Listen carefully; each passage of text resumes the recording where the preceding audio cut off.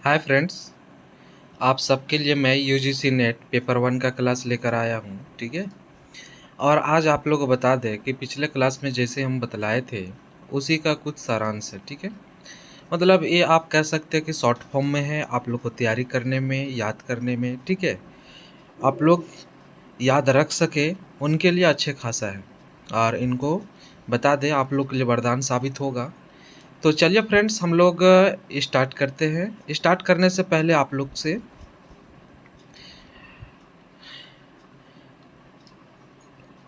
बता दें कि आप लोग इस वीडियो को, ठीक है, अधिक से अधिक मित्रों तक ज़रूर पहुंचाने का प्रयास कीजिए ताकि वो भी लाभान्वित हो और मुझे भी प्रोत्साहन मिले, ठीक है। और यही आप लोग का लाड़ प्यार जो है, स्नेह जो है, हमको मोटिवेट करेगा और अधिक से अधिक हम वीडियो इस तरह से और लाने का प्रयास करेंगे, ठीक है। तो चलिए फ्रेंड्स, ठीक है, हम लोग स्टार्ट करते हैं। चलिए, तो देखिए आज हम लोग देखने वाले हैं शिक्षक से संबंधित कारक, ठीक है। जैसे आप सब जानते हैं कि शिक्षक से संबंधित कारक बहुत सारे प्रश्न ऐसे हैं कि जो आ चुके हैं, आते रहते हैं, यहाँ से पाठ रहता है ये। तो शिक्षक से संबंधित कारक का मतलब ये है, ठीक है, कि जैसे आप लोग एग्जाम्पल के आधार पर कह सकते हैं कि पहला जो है शिक्षक के कारक के रूप में हम लोग विषय के ज्ञान, ठीक है। शिक्षक के कारक मतलब शिक्षक को, ठीक है, विषय का ज्ञान होना चाहिए, ठीक है। तो शिक्षक को विषय वस्तु का ज्ञान होना चाहिए, विषय विशेषज्ञ होना चाहिए, समझ गए। सेकंड कहता है शिक्षक का व्यवहार, ठीक है। शिक्षक का जो है व्यवहार, समानता, शिक्षण कला में निपुणता और सहानुभूति सहयोग होना चाहिए। कहने का मतलब ये है कि शिक्षक का व्यवहार ठीक ठाक होना चाहिए। सभी को, जितने भी आप पढ़ा रहे हैं, आप छात्र को, सभी को एक नज़रिए से देखिए, सबको एक जैसा शिक्षा दीजिए, ठीक है। तो ये सब है।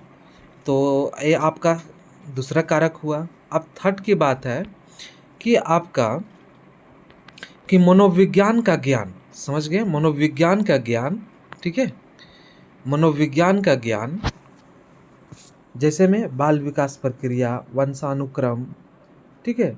उसका बाद व्यक्तिगत विभेद, प्रेरणा, सीखने के सिद्धांत। तो कहने का मतलब ये है मनोविज्ञान के अंतर्गत कि बाल विकास प्रक्रिया, कहने का मतलब अगर आप बच्चा बच्चा क्लास को पढ़ा रहे हैं, ठीक है, उनके बाद आप कह सकते हैं कि मिडिल स्कूल में पढ़ा रहे हैं, उनके बाद हाई स्कूल में पढ़ा रहे हैं, आप +2 पढ़ा रहे हैं, फिर आप कॉलेज में पढ़ा रहे हैं। तो इस तरह से, ठीक है, सभी स्टेज वाले जो स्टूडेंट होते हैं उनका मतलब विकास कह सकते हैं, है ना, बौद्धिक विकास कह सकते हैं, उसका मनोवृद्धि बोल सकते हैं, किस तरह से होता है, समझ गए। और जैसे आप कॉलेज में क्लास लेने जाते हैं तो वहाँ पर हर एक तबके के, हर एक समुदाय से, हर एक पृष्ठभूमि से आए हुए स्टूडेंट रहते हैं। और सबका एक जैसा आधार नहीं रहता, एक जैसा उसका आधार मजबूत नहीं रहता, एक जैसा मानसिकता नहीं रहता, एक तरह से एक जैसा माहौल से नहीं आते हैं। तो वैसे स्थिति में सभी स्टूडेंट को, है ना, मतलब एक जैसा गुणवत्तापूर्ण शिक्षा देना, समझ गए। और जिस जिस भी वो स्टूडेंट को, है ना, कोई भी एक वस्तु का या कोई एक विचार का अगर कमी हो तो उनको एक प्रोत्साहित करना, समझ गए। तो ये हुआ मनोविज्ञान का ज्ञान होना चाहिए, है ना, कि मतलब टीचर को स्टूडेंट की मन की बात पढ़ने की शक्ति होनी चाहिए। चौथा कहता है कि शिक्षण विधि। शिक्षण विधि में क्या है कि वैज्ञानिक और प्रभावशाली, कहने का मतलब है कि टीचर कोई भी सब्जेक्ट को पढ़ा रहे हैं, ठीक है, इस छात्र को समझा रहे हैं, तो कहने का मतलब ये है कि डायरेक्ट स्टार्ट करने से पहले वो आंसर ना पहुंच जाए, समझ गए, या निष्कर्ष पे ना पहुंच जाए। तो कहने का मतलब है कि स्टेप बाय स्टेप पढ़ाते चले जाना चाहिए, है ना। इसको कहेंगे वैज्ञानिक विधि, वैज्ञानिक पद्धति, ठीक है, वैज्ञानिक है, ये वैज्ञानिक आधार पर पढ़ा रहे हैं। साथ ही साथ वो प्रभावशाली होना चाहिए, समझ गए। आप उसको कहानी सुनाइए, कुछ आप कह सकते हैं प्रेरणा उसको दीजिए, ठीक है। आप उनको एग्जाम्पल दे के, तरह तरह का उदाहरण दे के आप उस चैप्टर को सुनने योग्य बनाइए ताकि उनको रुचि लगे, है ना। तो ये सब आपको कह सकते हैं कि प्रभावशाली तरीका हो सकता है, जिसे में आप आईटीसी का भी प्रयोग कर कर सकते हैं, समझ गए। तो ये सब है आपका प्रभावशाली।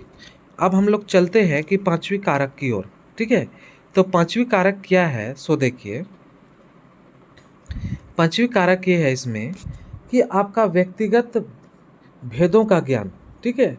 व्यक्तिगत भेदों का ज्ञान होना चाहिए एक टीचर को, और जिसमें अध्यापक को 3 प्रकार के छात्रों का सामना करना पड़ता है। एक है मेधावी छात्र का, उनके बाद सामान्य, और एक पिछड़े, ठीक है। तो आप लोग को जैसा बतलाए थे तभी इनसे पहले वाले में कि ठीक है कि ये छात्रों का जो क्लास में जो जमावड़ा रहता है, ठीक है, आते हैं क्लास में बैठते हैं, हर एक तबके के हर एक पृष्ठभूमि के लोग रहते हैं, समझ गए। तो वही है कि व्यक्तिगत भेदों का ज्ञान होना चाहिए एक एक स्टूडेंट का, ठीक है, कि इस स्टूडेंट का मेधावी के साथ उनका मनोवृत्ति कैसा होता है, उसका गुण क्या होता है, उसका क्वालिटी क्या होता है, उसका समझ कैसा होता है, अगर कमी होता है तो उसको कैसे ऊपर लाया जा सके। उसी तरह सामान्य, उसके बाद पिछड़े जैसे स्टूडेंट के साथ क्या करना चाहिए, ठीक है। अब हम लोग आप लोग को ले चलते हैं छठा पॉइंट के, व्यक्ति छात्र जाने अनजाने, ठीक है, शिक्षक के व्यवहार से प्रभावित हो और बहुत सी बातें सीख लेते हैं। तो बहुत सारे ऐसे भी स्टूडेंट होते हैं और टीचर भी ऐसे होते हैं कि नए टीचर कभी भी नहीं देखे, बाकी पढ़ाने का तौर तरीका कहानी के माध्यम से, एग्जाम्पल के माध्यम से, फार्मूला के माध्यम से, मतलब तरह तरह का हथकंडा अपनाते हैं, समझ गए। फिगर के माध्यम से डायग्राम तरह तरह का बना देते हैं और उसे समझाने का प्रयास करते हैं, और स्टूडेंट जो है उससे बहुत अधिक रुचि लेते हैं और उससे मज़ा भी आता है और उससे ज़्यादा सीखते भी हैं, समझ गए, और उससे प्रभावित भी होते हैं। तो यही आपका छठा पॉइंट में बोला गया है। उनके बाद सातवां की बात करते हैं हम लोग, तो इसमें देखिए कि बाल केंद्रित शिक्षा जिसमें बताया जा रहा है कि उसकी रुचियों, छात्र की रुचि की बात हो रहा है, तो उसमें क्षमताओं की बात हो रहा है, स्तर के अनुकूल होना चाहिए, इस पर भी बात किया जा रहा है, ठीक है।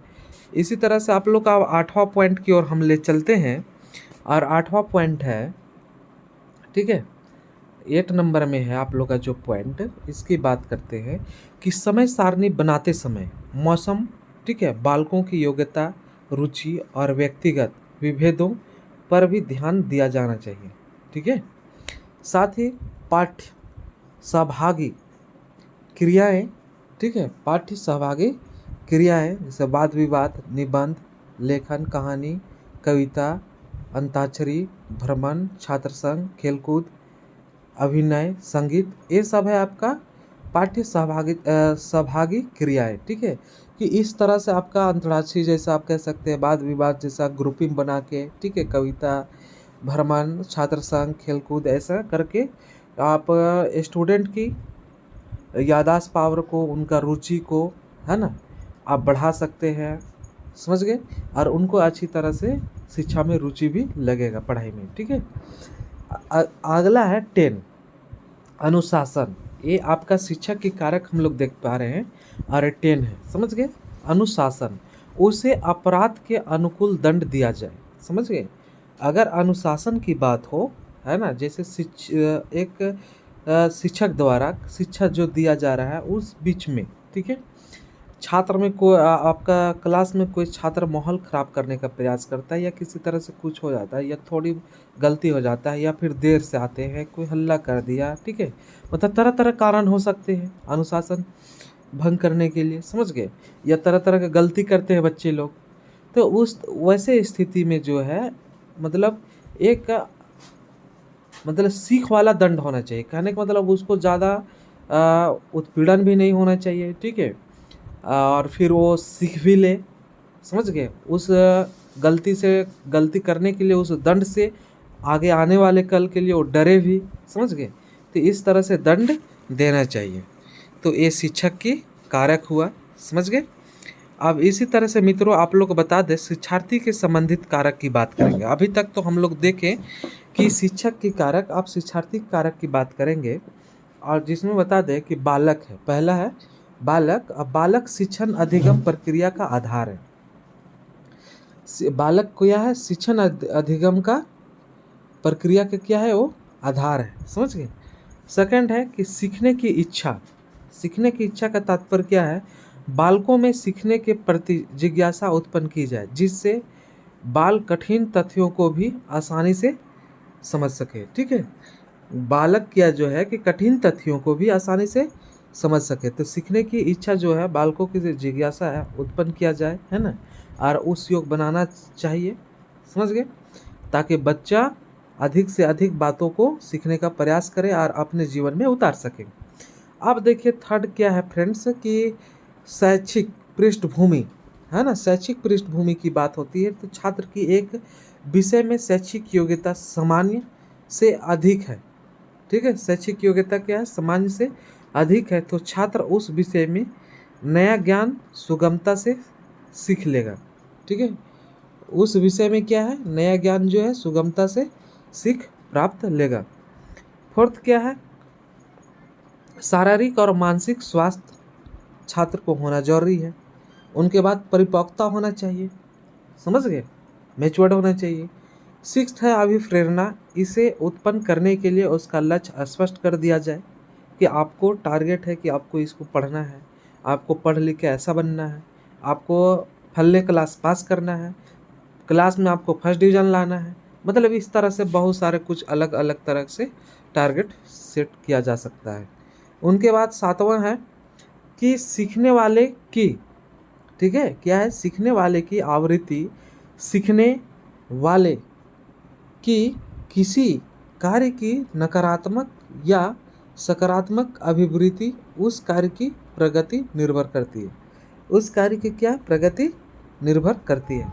आठवां क्या है, सीखने का समय तथा अवधि में निश्चितता होनी चाहिए। सीखने का समय तथा अवधि में क्या है, निश्चितता होनी चाहिए। समझ गए, कि कितने समय के अंतराल में सीखना है। अब उनके बाद आप लोग बता दें, हम लोग शिक्षक कारक देखें, शिक्षार्थी कारक देखें, आप पाठ वस्तु से संबंधित कारक को देखेंगे। समझ गए।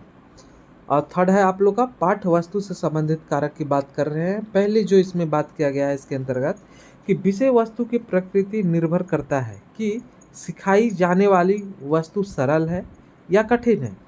समझ गए, क्या है, सिखाई जाने वाली वस्तु सरल है या फिर कठिन है। समझ गए। उनके बाद विषय वस्तु का आकार सही ठीक ठाक होना चाहिए। थर्ड क्या है कि विषय वस्तु का क्रम सरल से कठिन की ओर होना चाहिए। समझ गए, विषय वस्तु का क्रम क्या होना चाहिए, सरल से कठिन की ओर होना चाहिए। अब आप लोग को बता दें कि चौथा कि उदाहरण प्रस्तुतिकरण, पढ़ाते समय बालकों से जुड़ी दैनिक जीवन से ही उदाहरण लिया जाए। ठीक है, तो कहने का मतलब है कि जिस भी सब्जेक्ट का एक अगर टीचर है ना क्लास ले रहे हो तो ऐसा उदाहरण उनके पास पेश कीजिए स्टूडेंट के पास कि उनके दैनिक जीवन में या फिर उनके आसपास या देश राज्य में ऐसा कोई घटना घटे हो और उनसे फिट करके उसे समझाया जाए तो उनको और भी ज़्यादा याद करने में और उसको पढ़ने में समझने में सहूलियत होता है। समझ गए। अब पांचवी पॉइंट की बात करते हैं तो भाषा शैली। ठीक है, अगर भाषा शैली की बात की जाए तो सरल भाषा में प्रस्तुत किया जाए तो आसानी से सीख लेता है। समझ गए, कहने का मतलब है कि उनको ऐसा भाषा शैली में बताया जाए पाठ वस्तु को, ठीक है, ताकि छात्र जो है आसानी से उस भाषा को समझ सके और अगर उस भाषा का अर्थ को निकाल सके। ठीक है। सिक्स्थ है कि आपका दृश्य श्रव्य सामग्री, इसके द्वारा कठिन से कठिन पाठ्य वस्तु को सरलता से सिखा सकते हैं। समझ गए, क्या है कि दृश्य और श्रव्य सामग्री, इसके द्वारा कठिन से कठिन आपका जो है पाठ्य वस्तु को सरलता से सिखा सकते हैं। तो कहने का मतलब है कि आप जैसे आईसीटी का प्रयोग करके एलसीडी जैसा उपकरण है ना, आप साउंड का उपयोग करके, समझ गए, साउंड का बॉक्स का उपयोग करके, ठीक है, कठिन से कठिन पाठ्य वस्तु को आप दिखलाकर जो है कंप्यूटर में, है ना, ICT का प्रयोग करके सभी विभिन्न उपकरणों का उपयोग करके आप उनको सरल कर सकते हैं, और जिसके उसको सीखने में रुचि के साथ साथ जिज्ञासा भी उत्पन्न होता है। समझ गए। चलिए अब आप लोग को हम बता दें सेवेंथ क्या है कि रुचिकर विषय वस्तु, ठीक है, वस्तुतः आपका शिक्षक को अपनी सूझबूझ से विषय वस्तु को रोचक बनाने के प्रयास करना चाहिए। ठीक है, कहने का मतलब है कि पाठ्य वस्तु, ठीक है, पाठ्य पुस्तक, पाठ्य वस्तु, सिलेबस, उनको आगे ही योजना तैयार कर लेना चाहिए कि आज हमको इस चैप्टर पढ़ना है, साथ ही उसे पढ़ लेना चाहिए। और ये भी आप उनको मन ही मन सोच लेना चाहिए कि आप फलाने पैराग्राफ में, ठीक है, पैराग्राफ में कौन सा एग्जाम्पल दिया जाना चाहिए, इस चैप्टर में कौन सा एग्जाम्पल फिट होगा, कैसे समझाना चाहिए, ताकि अधिक से अधिक छात्रों को समझ विकसित हो सके, समझे। ठीक है, तो यही बात है इसमें। ठीक है, तो चलिए फ्रेंड्स अब आगे हम लोग चलते हैं कि अधिगम व्यवस्था से संबंधित कारक, ठीक है, जिसमें अधिगम व्यवस्था से संबंधित कारक की बात हो, ठीक है, तो इसमें देखिए कि संपूर्ण बनाम खंड विधि विद्यार्थी अपनी स्मरण शक्ति बढ़ा सकता है। समझ गए। जैसे यहाँ पर दिया हुआ है कि पाठ्य वस्तु, शिक्षक, छात्र, तीन के तत्व में बात किया जा रहा है। सेकंड में यहाँ पर बात किया जा रहा है आप लोग का, ठीक है, कि उप विषय बनाम, ठीक है, उप विषय बनाम आपका सकेंद्रीय विधि। ठीक है, इस विधि में उप विषय को उसी कक्षा में समाप्त नहीं किए जाते, बल्कि आयु और स्तर बढ़ने के अनुसार उस विषय को पुनः बढ़ाया जाता है। ठीक है, क्या है, उस विषय को पुनः क्या है, बढ़ाया जाता है। उनके बाद संकलित बनाम वितरित विधि।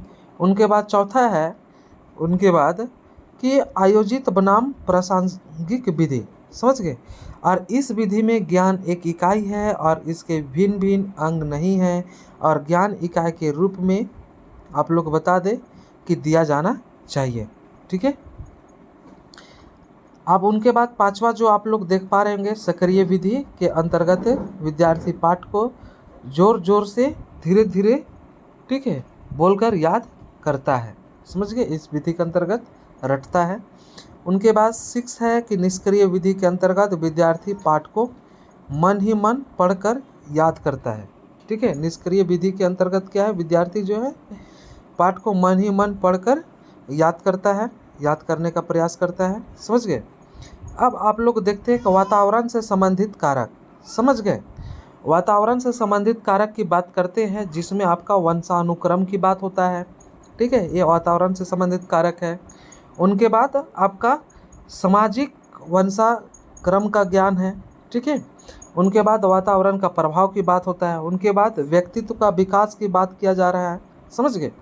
और उनके बाद आप लोग बता दें कि शिक्षा के औपचारिक साधन और बालक शिक्षा, 2 प्रकार के साधनों द्वारा शिक्षा प्राप्त करता है, और औपचारिक और अनौपचारिक शिक्षा। ये भी आप लोग का वातावरण से संबंधित बातें हैं। ठीक है, और इस तरह से मित्रों आप लोग को मैं बता दूं कि 4 जो हम लोग कारक देखे, पाठ्यवस्तु से संबंधित, वातावरण से संबंधित, ठीक है, और उनके बाद अधिगम व्यवस्था से संबंधित कारक, ठीक है, और शिक्षण, और उनके बाद आप लोग का शिक्षार्थी से संबंधित और शिक्षक से संबंधित कारक, ये 5 जो देखे, और आप लोग की शॉर्ट फॉर्म में आप लोग को याद करने के लिए अच्छा खासा होगा। इसके लिए इस वीडियो को मैं लाया हूँ। ठीक है, और मुझे पूरा विश्वास है कि आप लोग इससे लाभ प्राप्त मिलेगा ही मिलेगा। ठीक है, तो थैंक यू फ्रेंड्स। आप लोग से पुनः आग्रह करता हूँ कि आप लोग इस वीडियो को अधिक से अधिक मित्रों तक पहुँचाएँ। ठीक है, ताकि हमें भी मोटिवेट मिलता रहे और आप लोग इस तरह से क्लास फ्री में लाते रहें। Thank you.